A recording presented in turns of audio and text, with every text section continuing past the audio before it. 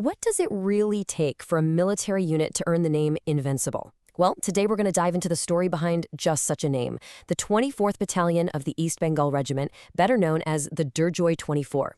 We're going to unpack exactly how they earned that reputation. So right off the bat, that name sets an incredibly high bar. Durjoy is a Bengali word, and it means invincible or unconquerable. Just let that sink in for a second. That's not a title you just hand out, right? It's a statement. It's a declaration of who this battalion is meant to be.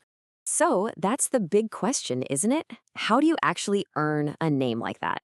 Because it's about so much more than just winning battles. It's a story of purpose, of history, and a certain kind of spirit that's been forged over decades.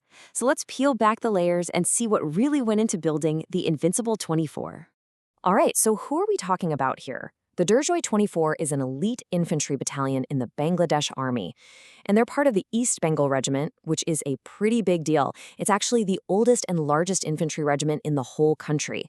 You see, to really get a handle on the Durjoy 24, you've got to look at where they come from. They're part of this larger family, the East Bengal Regiment, nicknamed the Tigers, a regiment that goes all the way back to 1948. And that Bengal tiger, it's not just some cool logo. It's everything they stand for: grace, strength, and speed. That's the powerful tradition they were born into. But here's where their story takes a really interesting turn.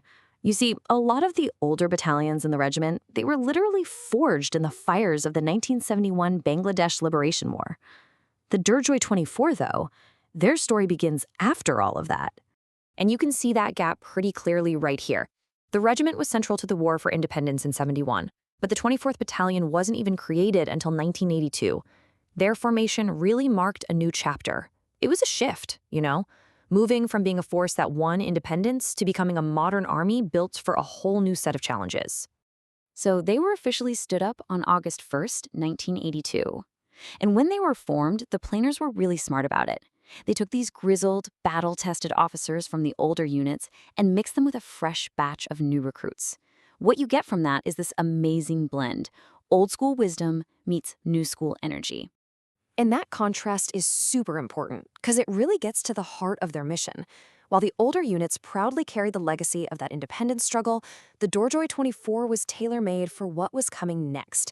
These tricky, modern problems like counter-insurgency operations. And with this new mission, they were about to face their first real crucible. This is where they would really start to earn that invincible name, in the incredibly tough, rugged landscape of the Chittagong Hill Tracts. Their mission there, called Operation Uttaran, was about so much more than just fighting. Think of it like this. With one hand, they were keeping the peace, doing the security stuff. But with the other, they were literally building the community: schools, roads, free medical clinics.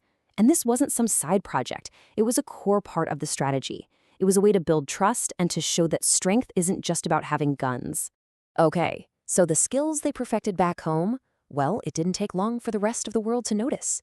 Pretty soon, the Durjoy 24 were taking on a whole new challenge, this time on the global stage, as peacekeepers for the United Nations. And we're talking about some of the most difficult places on Earth. Seriously, they've been in the thick jungles of the DR Congo, the blistering deserts of Darfur and Sudan, and the incredibly complicated and dangerous conflict in Mali. Each one of those missions required a totally different kind of strength, a different kind of resilience. Now, to really get why this is such a big deal, you need this one key fact. Bangladesh is consistently one of the biggest contributors of troops to UN peacekeeping missions in the entire world. That's huge. So when the Durjoy 24 deploys, they're not just some random unit. They are the face of their country's deep commitment to keeping peace around the globe. So, we've talked about what they do, but what about who they are? Let's kind of break down the anatomy of a tiger and look at the symbols and the spirit that really define these soldiers. You can see their whole identity woven right into their symbols. That tiger head, that's about ferocity for sure, but look at the hackle, the little plume on their beret. It tells this powerful story. The maroon color represents the sacrifice of martyrs, and the green is for the land of Bangladesh itself. And then you have their motto, Surya Shantan, which means children of the sun. I mean, how poetic is that? And this right here, this one phrase just sums it all up. The tiger's spirit isn't just a cool-sounding slogan they put on a poster. No way. It's a doctrine. It's drilled into every single soldier. It's a mindset that says, we never retreat. You hold the line, period. And, of course, this is all part of a professional military system. Like any official government force. Their ranks, their pay, it's all part of the national pay scale. This just solidifies their role as a formal, professional institution of the country. All right, so when you put it all together, what's the legacy of the Durjoy 24? What are they really leaving behind? Because as we've seen, their story is about a whole lot more than just fighting. It's almost like their legacy is a coin with two sides. On one side, you have that hardcore tactical strength, that resilience they've shown in the absolute toughest places. But you flip it over, and you see this compassionate side, the community building, the support. It's that blend of being a warrior and a builder that really tells you who they are. And that brings us all the way back to where we started. What does it actually mean to be invincible? If the story of the Durjoy 24 teaches us anything, it's that maybe it's not just about being the last one standing in a fight. Maybe true invincibility is having the strength to win a battle, sure, but also having the vision to build a lasting peace when the fighting's over.